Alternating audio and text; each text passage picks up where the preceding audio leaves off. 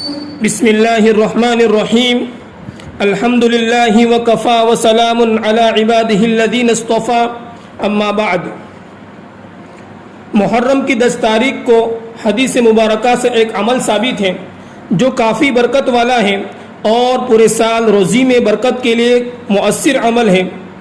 علامہ ابن عبد البر رحمۃ اللہ علیہ نے حضرت جابر رضی اللہ تعالیٰ عنہ سے نقل فرمایا ہے کہ حضرت جابر رضی اللہ تعالیٰ عنہ فرماتے ہیں کہ میں نے اللہ کے نبی صلی اللہ علیہ وسلم کو فرماتے ہوئے سنا کہ جس شخص نے اپنے آپ پر اور اپنے گھر والوں پر عاشورہ کے دن یعنی 10 محرم کو وسعت فرمائی تو اللہ رب العزت پورے سال وسعت فرماتے ہیں، روزی میں برکت عطا فرماتے ہیں۔ یہ روایت حدیث کی کئی کتابوں میں موجود ہے۔ حدیث کی ایک کتاب ہے الاستصغار، اس کے اندر بھی حضرت جابر رضی اللہ تعالیٰ عنہ سے یہ روایت موجود ہے۔ اسی طریقے سے شعب الایمان ایک کتاب ہے حدیث کی، اس کے اندر بھی یہ روایت حضرت عبداللہ ابن مسعود رضی اللہ تعالیٰ عنہ سے موجود ہے۔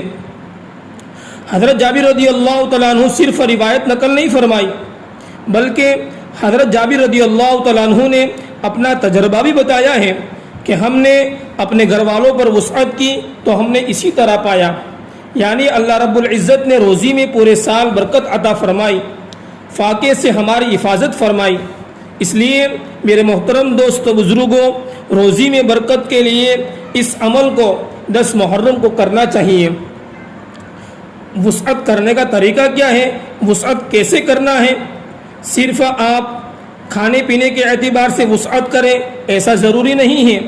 آپ جس طرح کھانے میں روزانہ آپ کے گھر میں ایک سالن بنتا ہے تو 10 محرم الحرام کو اچھا کھانا بنائیں، گوشت بنائیں، میٹھی چیز بنائیں، آپ اپنے گھر والوں پر دل کھول کر وسعت کریں، خرچ کریں۔ اسی طریقے سے کھانے پینے کے علاوہ گھر والوں کی جو ضرورت کی چیزیں ہیں، جو سامان ہیں، کپڑے وغیرہ ہیں یا کوئی بھی ضرورت کا سامان ہو، اس دن خریدیں گے تو اللہ رب العزت وسعت فرمائیں گے، روزی میں برکت عطا فرمائیں گے۔ لیکن میرے محترم دوستو، اس عمل میں بھی اعتدال ضروری ہے۔ بہت سارے لوگ یہ سمجھتے ہیں کہ صرف 10 محرم الحرام کو وسعت کر لو اور پورے سال گڑبڑ کرتے رہو، اللہ رب العزت پورے سال روزی میں برکت دیں گے۔ ایسا نہیں ہے میرے محترم دوستو، روزی میں برکت 10 محرم الحرام کو گھر والوں پر وسعت کرنے سے حاصل ہو جائے گی، ایسا نہیں ہے، بلکہ ہمیں یہ بھی دیکھنا ہوگا کہ ہماری زندگی میں کوئی ایسے اعمال تو نہیں ہے جس کی وجہ سے ہماری روزی تنگ ہو رہی ہو۔ کبھی کبھی رزق کی تنگی فرائض کو چھوڑنے کی وجہ سے ہوتی ہے، کبھی کبھی رزق کی تنگی گناہوں کی وجہ سے ہوتی ہے، کبھی کبھی رزق کی تنگی حرام کاروبار، حرام کمائی کی وجہ سے ہوتی ہے۔ اس لیے میرے محترم دوستو، اپنی زندگی کو بھی دیکھنا ہوگا۔